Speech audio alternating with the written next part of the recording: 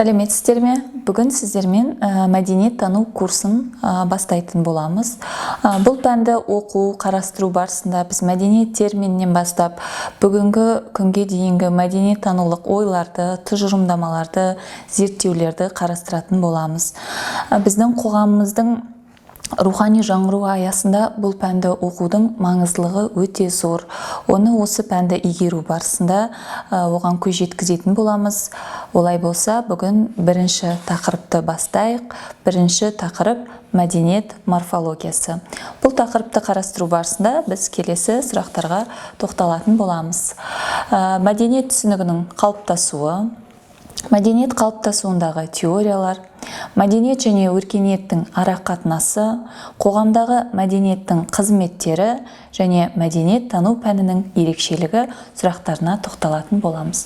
Олай болса, пәнді оқыту жалпы қарастырмас бұрын ең алдымен мәдениет терминіне тоқталып өтейік.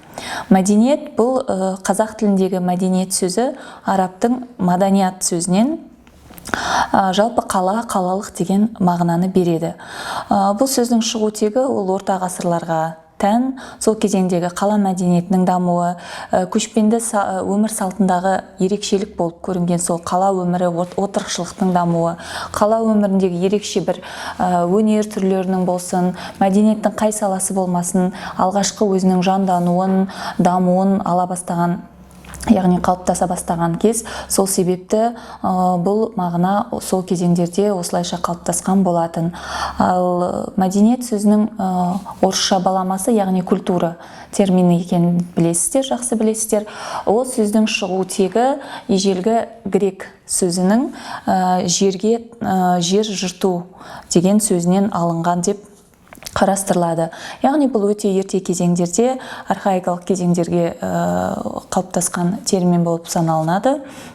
Бұл кезеңде адамның ең алғаш күнделікті өмір салтынан, яғни ең алғаш адамдар пайда бола бастаған кезде табиғаттың дайын өнімін тұтыну арқылы тіршілік еткен болатын. Енді осы кезеңде адам ең бірінші рет өз қолымен қандай да бір іс-әрекет жасай бастады. Табиғатты игеру, жан-жағындағы дүниелерді қарастыру, зерттеу, яғни адам баласының алғаш бір еңбекке ұмтылған осы бір жетістігі, яғни жер жырту осы кезеңдерде бір өзіндік үлкен бір жеткен жетістік ретінде қалыптаса бастаған болатын, яғни мәдениеттің бір көрінісі ретінде. Кейіннен антикалық кезеңдерде бұл жанды жетілдіру деген мағынаға ие бастады.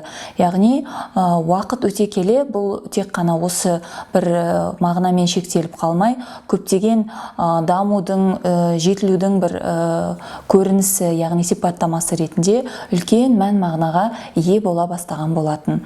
Яғни ол қандай мағына? Яғни ол даму, жетілу, білім алу, оқу, адамның өзін-өзі, яғни құрметтеу сияқты терминдерді балама ретінде пайдаланылған болатын. Ал бүгінгі күні мәдениет деген терминнің мағынасы өте кең және ауқымды екенін сіздер жақсы білесіздер.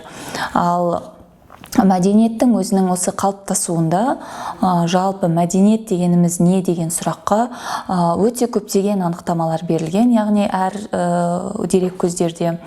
Жалпы бір жиынтық ретінде мәдениетке анықтама беруге тырысып көретін болсақ, мәдениет дегеніміз ол қандай уақыт аралығында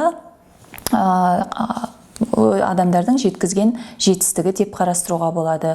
Мәдениет дегеніміз жергілікті бір жердің, яғни кеңістік аумағындағы белгілі бір халықтың өзіндік салт дәстүрлері, өзіндік қандай да бір мәдениет жетістіктері, ережелері деп те қарастыруға болады. Жалпы бұл адамзат тарихындағы бір дамудың көрсеткіші ретінде жалпы сипатталады.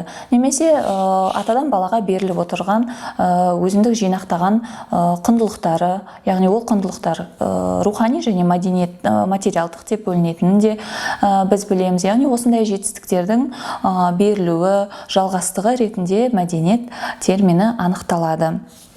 Жалпы мәдениет терминінің қалыптасуы, дамуына көз жүгіртетін болсақ, мәдениет жаңа заман кезеңдерінде ерекше бір өзіндік мәдениетке деген анықтамалар беріліп, өзіндік жекелеген теориялар дүниеге келе бастады.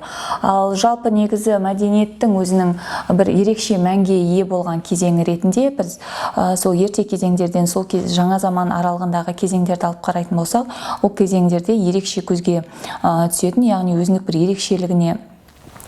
ерекшелігі бар кезең ол ағартушылық кезеңі.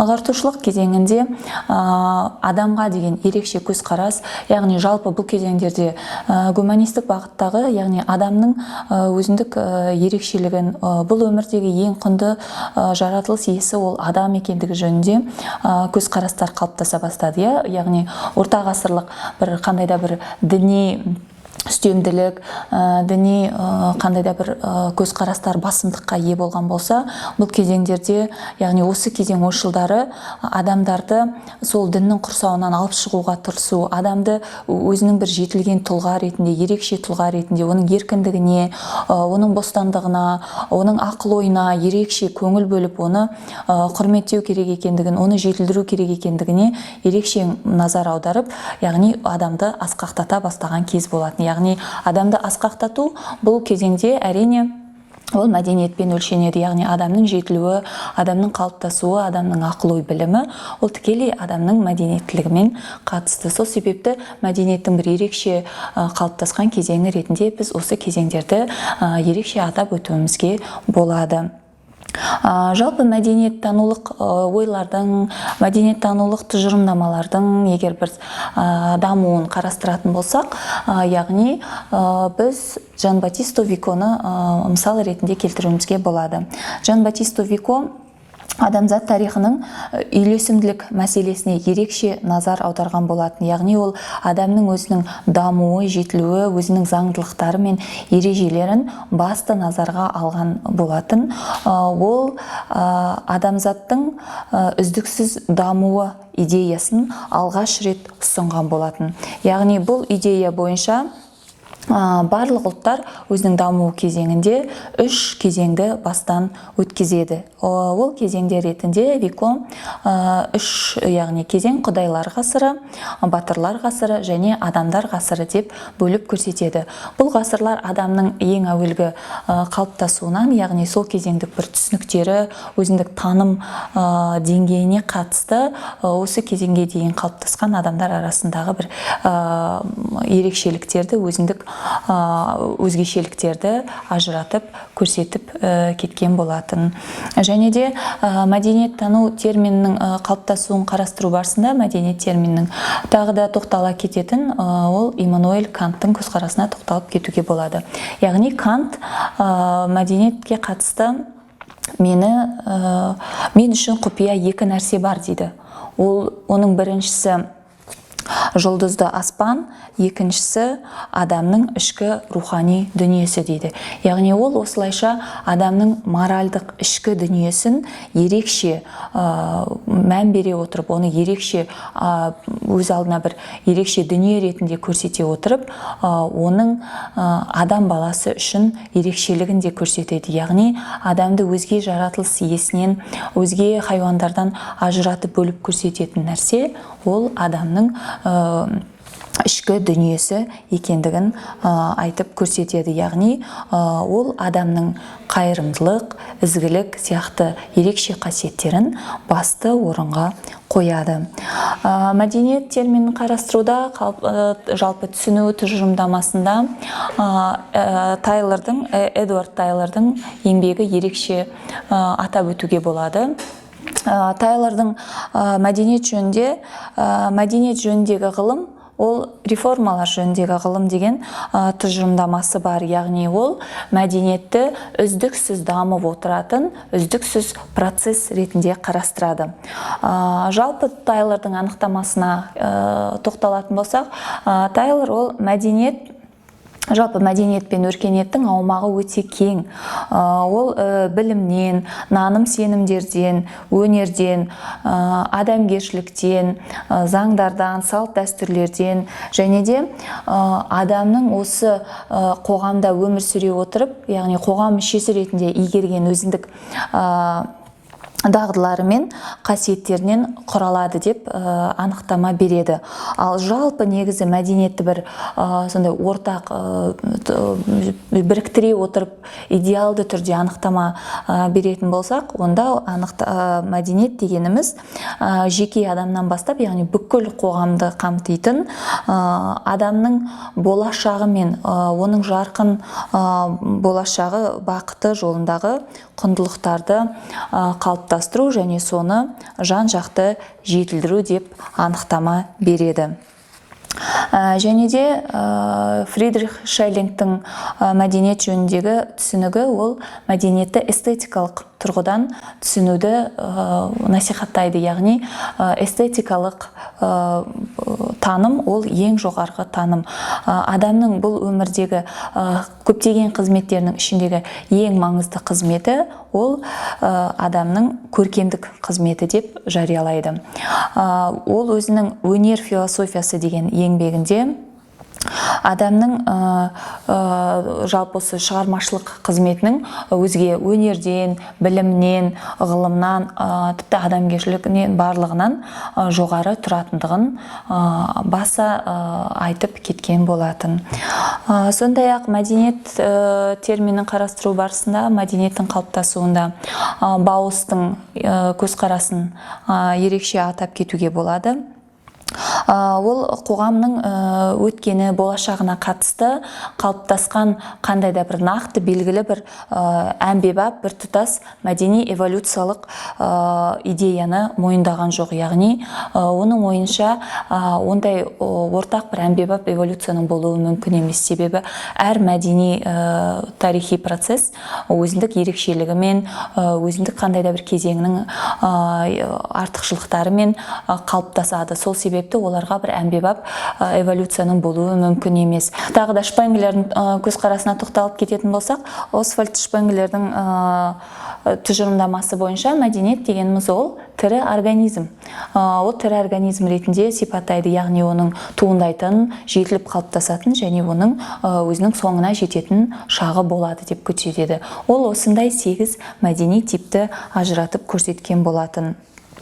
Және де оның қалыптасуындағы ең ішкі бір өзек ол ұжымдық қалыптасу ретінде көрсетеді. Осы ұжымдық қалыптасуда оның ішкі өзіндік көңіл күйі, сезімі, өмір сүретін, яғни бір ішкі жан дүниесі де әсер етеді. Осы негіз болады деп көрсетеді. Жалпы біз мәдениет терминін қолданған кезде көбінесе өркениет терминімен қатар қолданамыз. Мәдениет, өркениет көбінесе егіз ұғымдар ретінде бізде бірдей қалыптасқан және бірдей қолданысқа ие. Алайда мәдениет танылық көзқарас бойынша мәдениет, өркениет жөніндегі бұлдай бір тұтас ұғымның өзіндік бір қайшылықтары мен даулы тұстары өте көп. Жалпы өркениет терминіне тоқталатын болсақ, өркениет, яғни цивилизация. Цивилизация термині римдіктердің азаматтық деген сөзінен шыққан, яғни азаматтық қоғамның қалыптасуымен тікелей байланысты. Римдік қоғам өздерінің өзге көрші тайпаларды, яғни варвар деп атаған өздерінің көрші тайпаларынан өздерінің ерекшеліктерін, өздерінің артықшылықтарын бөліп көрсету үшін олар осы терминді қолданған болатын. Яғни цивилиус, яғни біз цивилиуспыз, өздерінің цивилизация ретінде көрсетті. Ал өркениет, мәдениет екеуі бір ме, әлде бұл екеуінің арасында айырмашылық бар ма деген терминге қазіргі кезеңде өте көп бағыттар қалыптасқан, яғни тұжырымдамалар. Олардың бірі мәдениет, өркениет ол бір, ол екеуі синоним деп қарастырады. Яғни бұл екеуінің ешқандай айырмашылығы жоқ. Ал енді бір көзқарас бойынша, нақты Шпенглердің, Руссоның көзқарастары бойынша өркениет ол мәдениеттің ақыры, оның кәрілік шағы ретінде түсіндіреді. Яғни өркениет басталған жерде мәдениет құриды, мәдениет бітеді. Яғни бұл жерде олар мәдениетті көбінесе руханилықпен байланыстырғанын түсінуге болады. Яғни өркениеттің басталған кезеңінде мәдениет құлдырайды, мәдениет ол жерде мәдениетке орын жоқ деп қарастырады. Ал енді тағы бір көзқарастар бойынша, мысалға Вальтердің, Беллдің көзқарастары бойынша өркениет ол мәдениеттің прогрессі, болашаққа бой сермеуі, яғни дамуы, жетілуінің бір ерекше сатысы ретінде көрсетеді. Ал тағы бір өркениет жөніндегі көзқарас бойынша өркениет ол этностар мен мемлекеттерге тән мәдениеттің оқшау түрі, яғни өзіндік бір жеке түрі ретінде де көрсетеді. Және өркениет мәдениеттің техникалық дамуы, оның материалдық жағы дегенде көзқарас қалыптасты. Яғни мәдениетті неғұрлым руханилық, ал өркениетті неғұрлым материалдық тұрғыдан түсініп, осы екеуінің арасында, яғни қандай да бір қайшылық бар, немесе бірі келген жерде біріне орын жоқ деген көзқарас осыдан қалыптасқан болатын. Жалпы мәдениетті біз қарастыру барысында мәдениеттің маңыздылығы қандай? Мәдениет адам үшін қандай қызметтер атқарады? Мәдениеттің қоғамда атқаратын қызметі өте көп. Оны жалпы атап өтіп кететін болсақ, мәдениет қоғамда адамды қалыптастыру қызметін атқарады. Және де мәдениет қоғамда жалғастық, мұрагерлік қызмет атқарады. Сонымен қатар мәдениет танымдық қызмет атқарады. Және де мәдениеттің қоғамда реттеу қызметі бар, және коммуникативтік қарым-қатынастықта қызметін ерекше атап кетуге болады. Енді осы мәдениет тану пәнін оқытудың қандай маңыздылығы бар? Ол мәдениет тану пәні оқытылу барысында дүниежүзілік және ұлттық деңгейдегі тарихи мәдени процестерді тарихи шындық тұрғысынан түсіндіріп қана қоймай, оларды болжай әрі басқаруға үйретеді.